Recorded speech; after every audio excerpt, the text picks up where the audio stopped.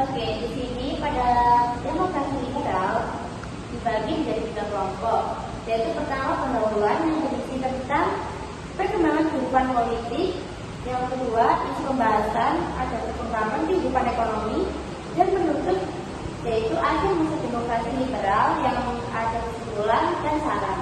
Bagian pertama pendahuluan perkembangan kehidupan politik ada sistem pemerintahan, sistem kepanitiaan, jatuh bangun kabinet, dan pemilu. Yang kedua, isu pembahasan yaitu perkembangan kehidupan ekonomi, ada mencari sistem ekonomi sosial, pemikiran nasional, dan ekonomi sosial.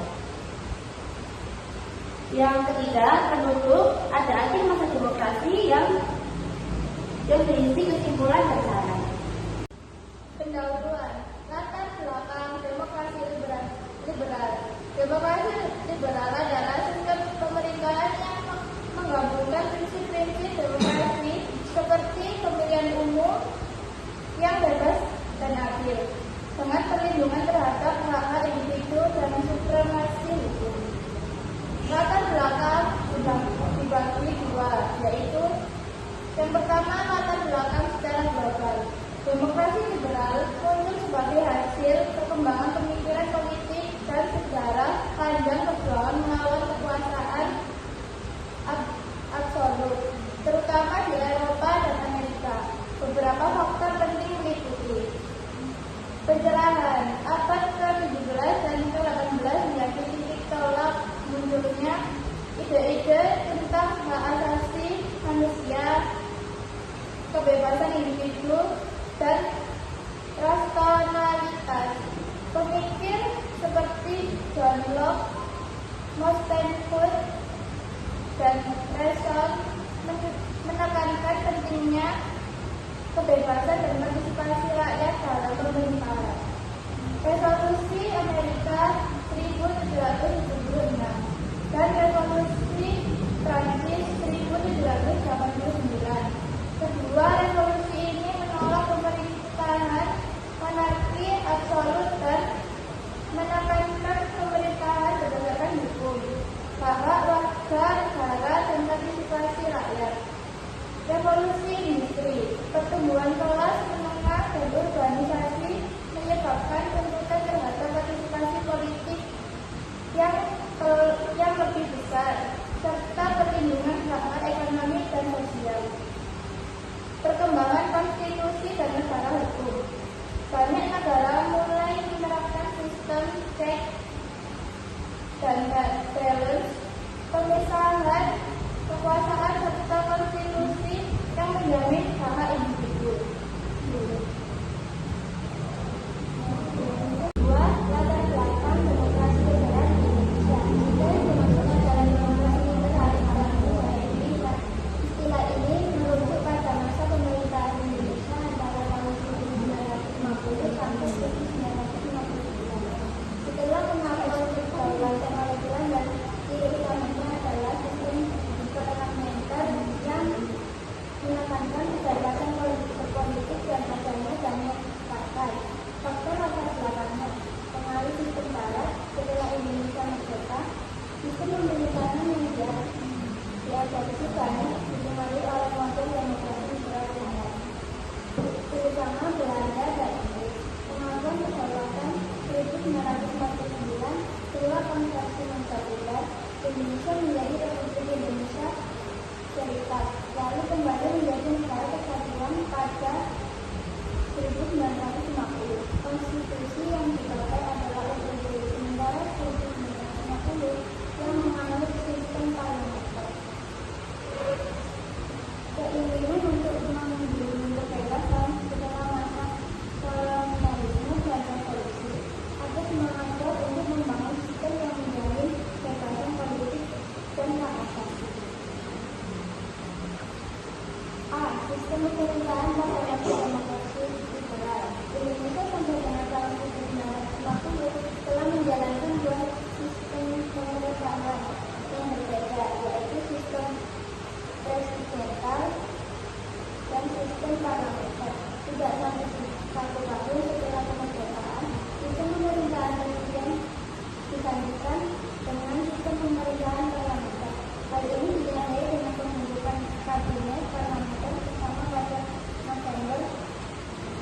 1945 dengan Syahrir sebagai Perdana Menteri. Sejak saat itulah jatuh bangun kabinet pemerintah di Indonesia terjadi. Namun pelaksanaan sistem parlementer ini tidak diikuti dengan perubahan itu. Baru pada masa Indonesia Serikat pelaksanaan sistem parlementer dilandasi oleh konstitusi, yaitu konstitusi RIS. Begitu juga pada masa demokrasi liberal. Pelaksanaan sistem parlementer dilandasi oleh UUD 1950, lalu dengan konstitusi itu lalu ketika Indonesia kembali menjadi negara kesatuan UUD yang digunakan sebagai landasan hukum Republik Indonesia yang kembali ke UUD 1945 sebagaimana yang ditetapkan oleh DKI pada awal kemerdekaan, namun menggunakan UUD Negara 1950. Oke, ada isu pembahasan. Adapun susunan kabinetnya sebagai berikut. Kabinet hasil 6 September 1950 sampai 21 Maret 1951. Kabinet ini dilantik pada tanggal 7 September 1950 dengan Muhammad Hasyim dari Partai Masyumi sebagai Perdana Menteri. Kabinet Hasyim merupakan koalisi yang dipimpin oleh Partai Masyumi bersama dengan TNI. Kabinet ini memiliki struktur yang terdiri dari tokoh-tokoh terkenal duduk di dalamnya seperti Sri Sultan Hamengkubuwono ke-10, Mr. Asad, Insinyur Juanda, dan Prof. Suminto Jojo Hadikusumo. Program pokok dari Kabinet Hasyim adalah menggiatkan usaha keamanan dan ketentraman. Yang kedua, mencapai konsolidasi dan menyempurnakan susunan pemerintahan. Yang ketiga, menyempurnakan organisasi angkatan perang. Yang keempat, mengembangkan dan memperkuat ekonomi rakyat. Yang kelima, memperjuangkan penyelesaian masalah di Irian Barat. Program ini bertujuan untuk mengubah struktur ekonomi kolonial menjadi struktur ekonomi nasional, pembangunan ekonomi Indonesia. Yang kedua ada Kabinet Sukiman 27 April 1951 sampai 3 April 1952. Setelah Kabinet Hasyim mengembalikan mandatnya pada Presiden menunjuk Sartono atau Ketua PSI menjadi informator. Namun gagal sehingga ia mengembalikan mandatnya kepada Presiden setelah bertugas selama 28 hari 28 Maret sampai 18 April 1951. Presiden Soekarno kemudian menunjuk Jojo Sukarto dari PNI dan Sukiman Wijoyo dari Masyumi sebagai informator dan berhasil membentuk kabinet koalisi Masyumi PNI. Kabinet ini terkenal dengan nama Kabinet Sukiman Suwirjo. Kabinet ini mengutamakan skala prioritas terhadap peningkatan keamanan dan ketentraman negara, RRS dan lainnya. Kabinet ini mempunyai program, yaitu program pokok dari Kabinet Sukiman adalah 1. Menjamin keamanan dan ketentraman. 2. Mengusahakan kemakmuran rakyat dan memperbarui hukum agraria agar sesuai dengan kepentingan petani. Yang ketiga, mempercepat persiapan pemilihan umum. 4. Menjalankan politik luar negeri secara bebas, aktif serta memasukkan Irian Barat ke dalam wilayah RI secepatnya. 5. Menyiapkan undang-undang tentang pengakuan serikat buruh, perjanjian kerjasama, penetapan upah minimum, dan penyelesaian pertikaian buruh. Yang ketiga, ada Kabinet Ali Sastroamidjojo 1. 21 Juli 1953 sampai 12 Agustus 1955. Kepentingan negara dan bangsa Indonesia secara keseluruhan. Kabinet Ali Sastroamidjojo yang terbentuk pada 21 Juli 1953 merupakan kabinet keempat yang dibentuk selama masa demokrasi liberal. Kabinet ini mendapatkan dukungan banyak partai di parlemen, termasuk Partai Nahdlatul Ulama (PNU). Kabinet ini diketuai oleh PN Ali Sastroamidjojo dan Wakil PN Mr. Wongso Negoro dari Partai Indonesia Raya atau PIN. Ali Sastroamidjojo I. Yang pertama, meningkatkan keamanan dan kemakmuran. Yang kedua, menyelenggarakan pemilu dengan segera. Yang ketiga, pembebasan Irian Barat secepatnya. Keempat, pelaksanaan politik bebas aktif. Yang kelima, peninjauan kembali persetujuan KRD. Yang keenam, penyelesaian pertikaian politik. Yang keempat, ada Kabinet Burhanuddin Harapan 12 Agustus 1955 sampai 24 Maret 1956. Kabinet Burhanuddin Harapan ditunjuk setelah jatuhnya Kabinet Ali Sastroamidjojo I yang menyerahkan mandatnya kepada 23 Juli 1955. Muhammad Hatta selaku wakil presiden kemudian menunjuk 3 orang formatur kabinet baru, yaitu Mila Sukiman dan Nasser. Ketiga calon tersebut sepakat untuk menunjuk Hatta sebagai perdana menteri sekaligus menteri pertahanan. Hatta sendiri menolak karena masih menjabat sebagai wakil presiden dan memilih Burhanuddin Harahap dari Mesir sebagai formatur baru. Burhanuddin Harahap awalnya menolak karena merasa kurangnya dukungan politik dan kurangnya pengalaman. Namun setelah partai-partai besar seperti PNI, NU, dan PSI mendukung Burhanuddin Harahap, maka Burhanuddin Harahap kemudian menyetujui pembentukan kabinet baru.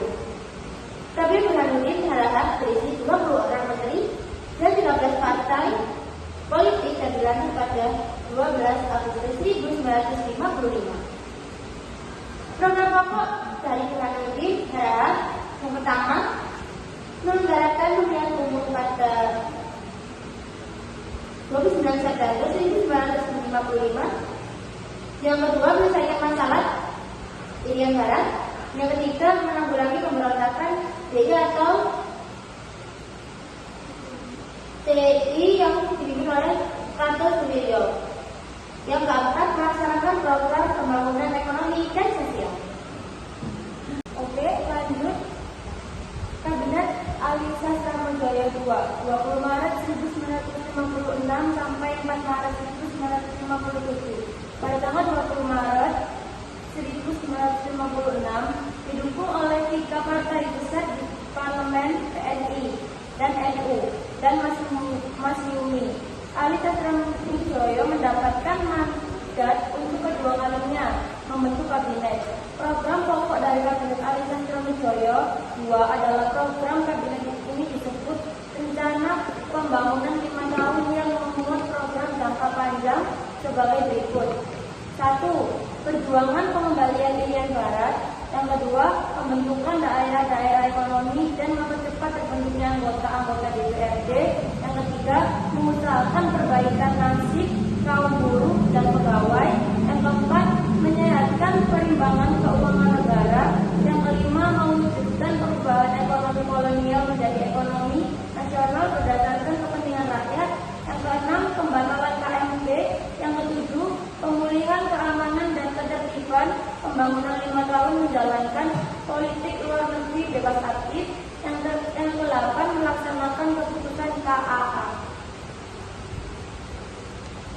Yang keenam, Kabinet Juanda 9 April 1957 sampai 5 Juli 1959. Kabinet baru ini kemudian dipimpin oleh Insinyur Juanda yang kemudian membentuk kabinet yang terdiri dari para menteri yang ahli dalam bidangnya. Kabinet ini dikenal dengan istilah jaket kabinet karena harus berisi unsur ahli dan golongan intelektual dan tidak adanya unsur partai politik di dalamnya. Program pokok dari Kabinet Juanda dikenal sebagai Pancakarya, yaitu 1. Membentuk Dewan Nasional. 2. Normalisasi keadaan RI. Yang ketiga, melancarkan pelaksanaan pembatalan KMP. Yang ketiga, perjuangan pengembalian Irian Jaya. Yang keempat, mempergiat atau mempercepat proses pembangunan. Oke, Pemilu 1 1955. Pemilu 1 1955 adalah pemilihan umum pertama yang diselenggarakan di Indonesia setelah merdeka dan menjadi tonggak peninggalan demokrasi Indonesia. Pelaksanaan pemilihan umum 1955 bertujuan untuk memilih wakil-wakil rakyat yang akan duduk dalam parlemen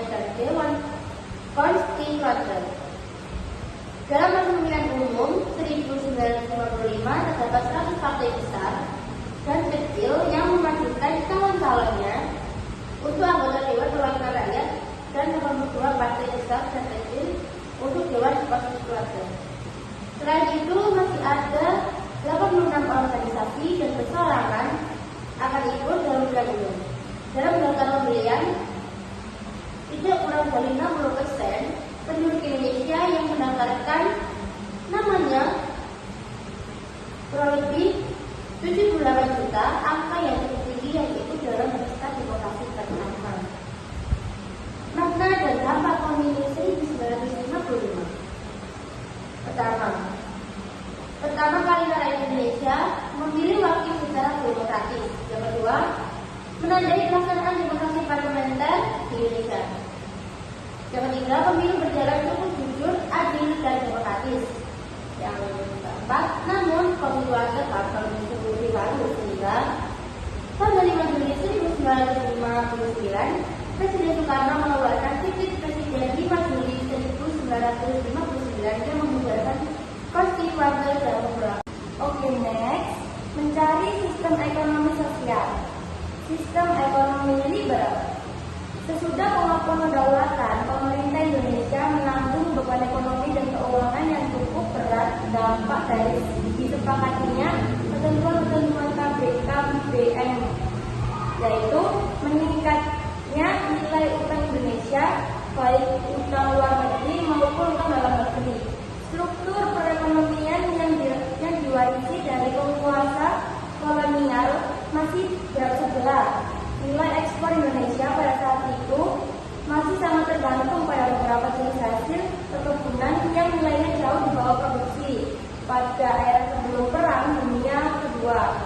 Namun sejak tahun 1951 penerimaan pemerintah mulai berkurang disebabkan menurunnya volume perdagangan internasional. Indonesia sebagai negara yang berkembang tidak memiliki komoditas ekspor lain kecuali dari hasil perkebunan. Kondisi ini membawa dampak perkembangan perekonomian Indonesia yang tidak mengarah pada stabilitas ekonomi. Bahkan yang terjadi adalah sebaliknya. Di sisi lain, pengeluaran pemerintah semakin meningkat akibat tidaknya stabilnya situasi politik sehingga angka defisit semakin meningkat. Perundingan ini dilakukan pada tanggal 7 Januari 1956.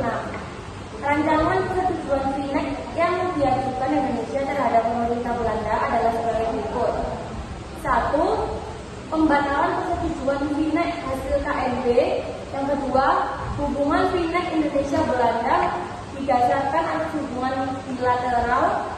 Yang ketiga, hubungan FINEK didasarkan atas undang-undang nasional, tidak boleh diikat oleh perjanjian lain.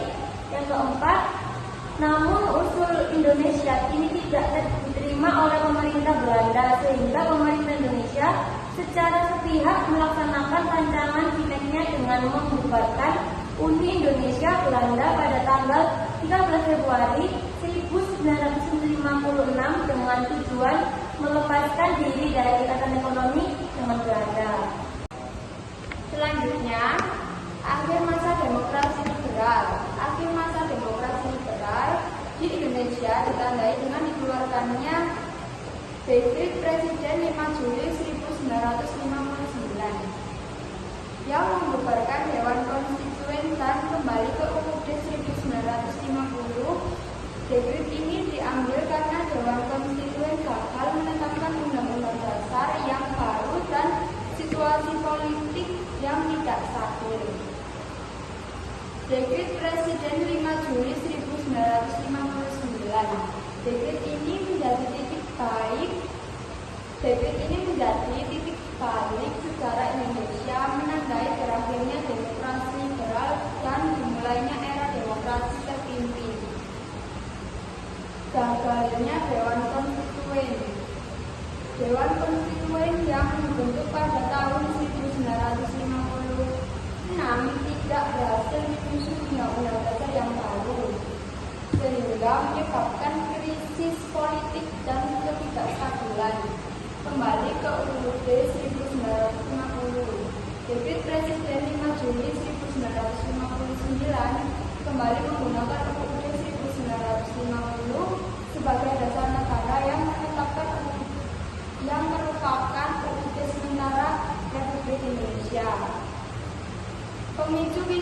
Ketidakstabilan ide yang jelas dan stabil, serta persaingan politik yang sengit antara partai-partai politik menjadi pemicu ketidakstabilan politik dan ekonomi.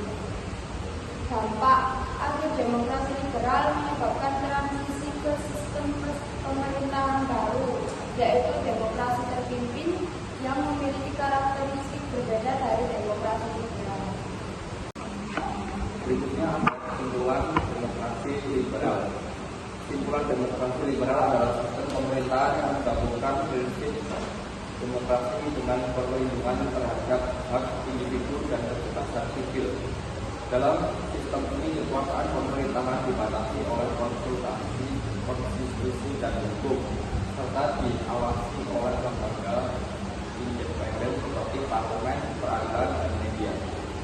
Demokrasi liberal bertujuan menciptakan keseimbangan dalam antara kekuasaan mayoritas dan perlindungan individu, menjamin kebebasan politik dan menegakkan hierarki dalam bentuk apapun. Tujuan utama kebebasan individu dijunjung tinggi, mempertahankan berdasarkan hukum, pemilu bebas dan adil, pembagian kekuasaan terhadap hak minoritas. Selanjutnya ada saran demokrasi liberal. Saran untuk memperkuat demokrasi liberal baik dalam konteks umum maupun harapan untuk negara-negara yang sedang berkembang. Satu, menjaga supremasi hukum. Dua, menjamin kebebasan sipil. Tiga, meningkatkan partisipasi publik. Empat, meningkatkan transparansi dan akuntabilitas pemerintah. 5, mendorong sistem kepartaian yang sehat. 6, menjaga pluralisme dan toleransi. 7, memperkuat media independen.